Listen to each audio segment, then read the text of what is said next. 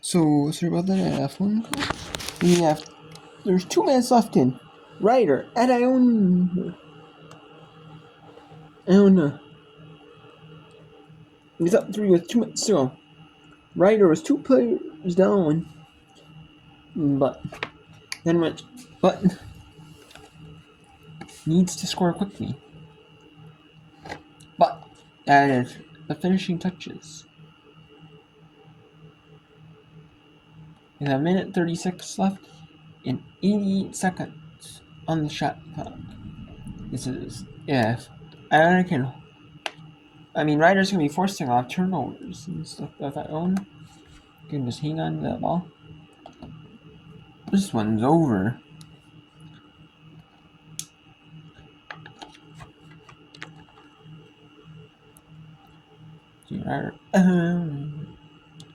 Waiting to fix the game clock, it sounds like.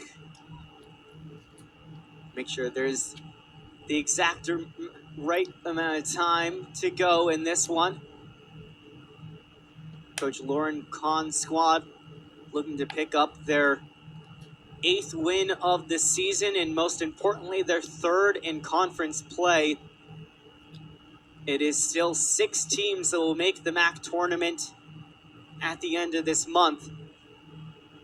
And getting that 3rd win could be oh so pivotal, especially if they want a chance of maybe hosting a MAC tournament game. Of course, number 3 seed will host the 6th seed in the first round.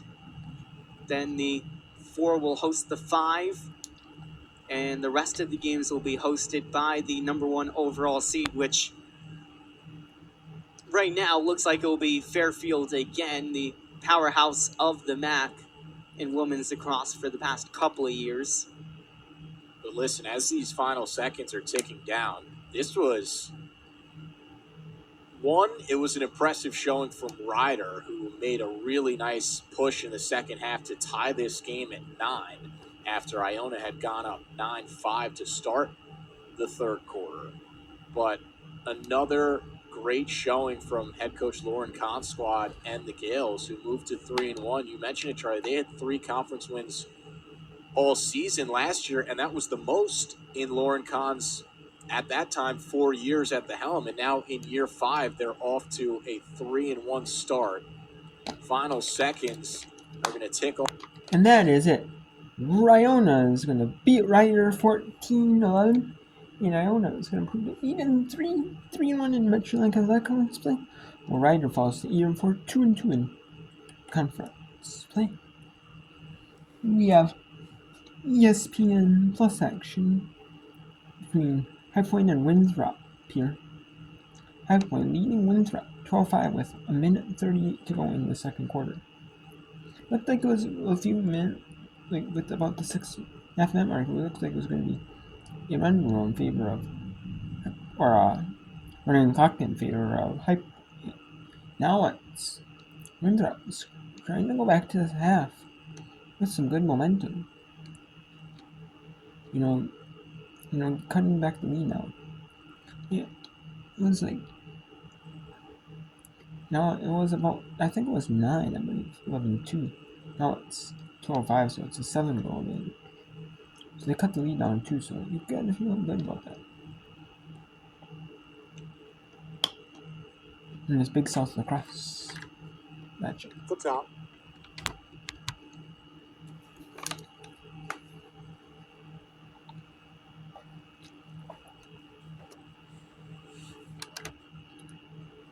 If you're That pass incomplete. Looks like it's going to go out of bounds, and it's going to go back to Winthrop. But if it's High Point, if High Point probably will have a good chance to run to, not run, but like get a running clock in the second half, the 3rd and 4th quarters. But this is a good showing, for Winthrop.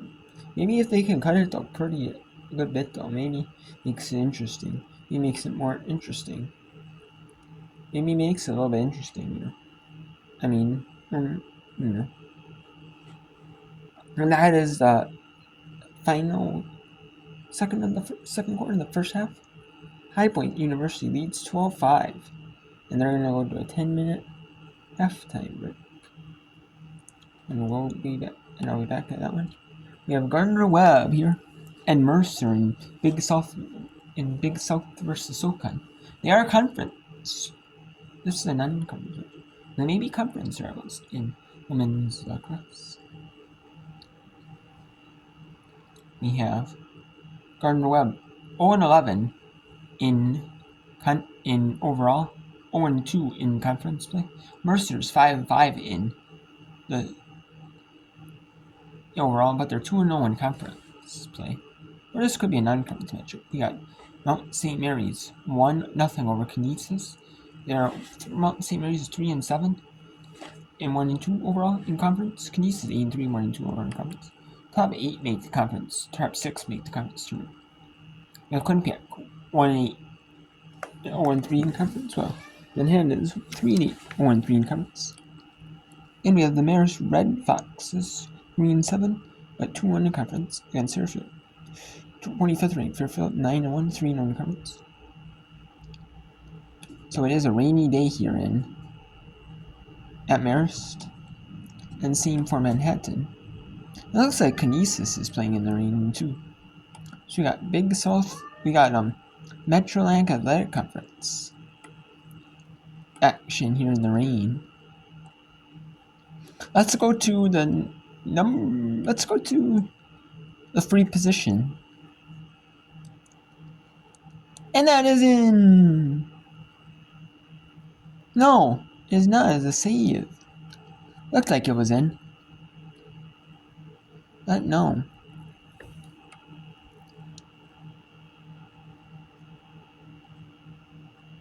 And obviously, there are a few fans under the umbrella, under like the tent, under the shelter. But obviously, who can blame them? Not.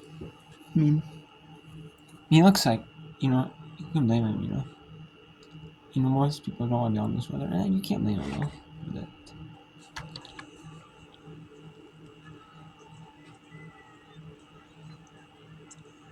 Well, Jasper's trying to set up, and that ball just dropped out of Leonard's. And it is a wet, rainy day, so it's kind of hard, to control your footing. Hard, to get like clean passes off, especially with like a wet ball. You got wet stick, wet hands. It's kind of hard, So it's 1-0 here. Oh, and we also got the NCAA Women's Gymnastics Championship first round, but I don't normally do gymnastics rounds. Basically,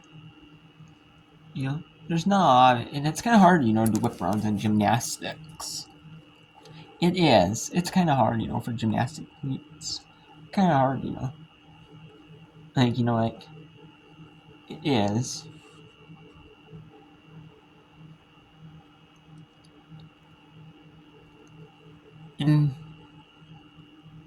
But there's only two ones in the first round.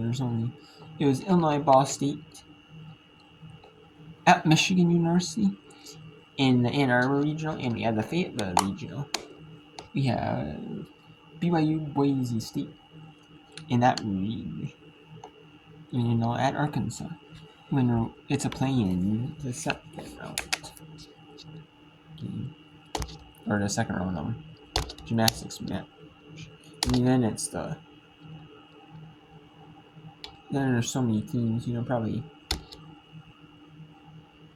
2 against 2 or maybe it's 2 fours. And then the top 2 make it. Who knows, You need to speed up, I don't know. Maybe less sights. Change, especially the turnovers, which have been killing the Jaspers offensively, but defensively they've been able to make up for it. And there's another one. Abby Wise had that ball at midfield and scooped it up.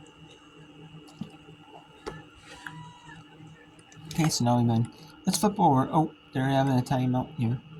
And this one here, there are some TV timeouts for midway through the first half. And this one, there hasn't been any stoppages really for goals, like goals or anything really, or None of these sides have taken a timeout. There's nothing that can, make it like a true. Because, if it is out of play, it is a running clock. Or maybe these officials are just trying to maybe speed up the game because it is raining, though. That shot whistles high. That was Mia Delman. And I do have to go to my JOB later at 4 p.m. my time. It's 3:16 right now, so I'm gonna do only a low whip round, not a whole lot of whip round, just a brief whip round. So.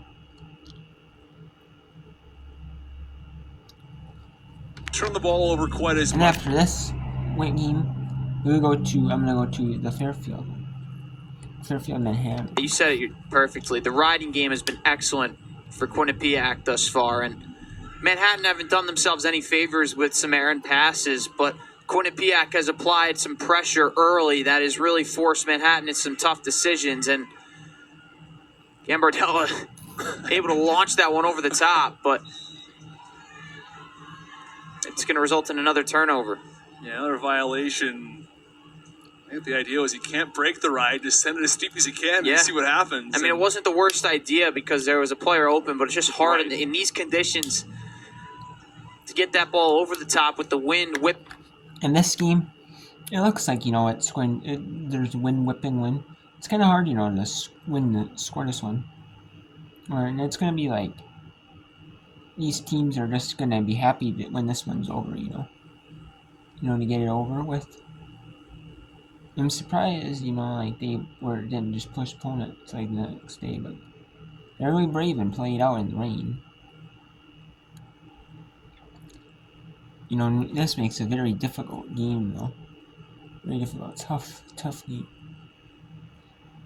I mean, maybe they got other games on this Saturday, maybe one of these teams is, or Sunday. In these unsettled scenarios when you can, because when teams can get into their shells and they can really keep you out of the middle of the field, it is super difficult to score when you factor in the weather itself.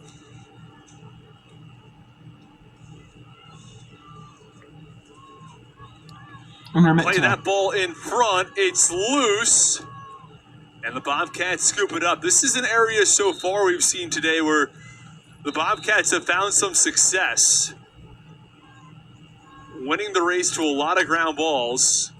And right now it's a 4-1 ground ball advantage for Quinnipiac, but it seems like everyone that's open, every opportunity to pick one up, it seems like the Bobcats have been there. Yeah, and another force from Olivia Crothers offensively. There was clearly no one open in the middle of the field, and she just tried to force it inside and resulted in another turnover. But you have mentioned it. The ground ball war has been won by Quinnipiac, but a real nice one there from Manhattan, courtesy of Emily Fiola.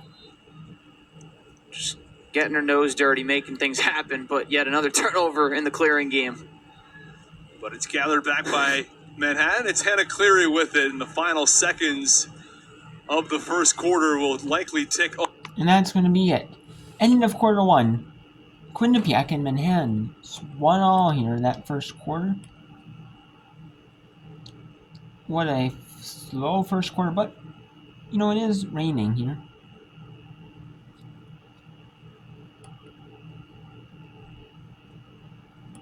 That one we got 2-2 between Mountain St. Mary's and Canisius here in the rain. And we have a rain here in this one. Fairfield up 4-0 on that one. And we have Mercer 5-1 on Gardner-Webb.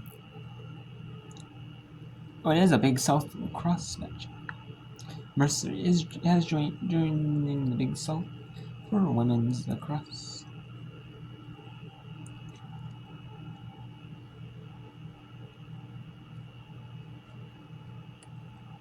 Let's go to Fairfield and Marist. Number 25th ranked team in the country, Fairfield. At 9-1, 3-0 conference. They're looking, to host the MAAC championship games. For that's number 1 seed hosts them all those games for the semifinals and finals. And the top 2 seed to get by to the finals, the championship. And the championship is at the end of this month. And with limited conference games, you play, because you don't necessarily play every team in the conference. You might if you play like midweeks, but still, even if you do, you still got 3 more matchups to go against 8 teams. There's 8 teams. So. End of the year over Columbia, which is no easy feat. Rowe drives in.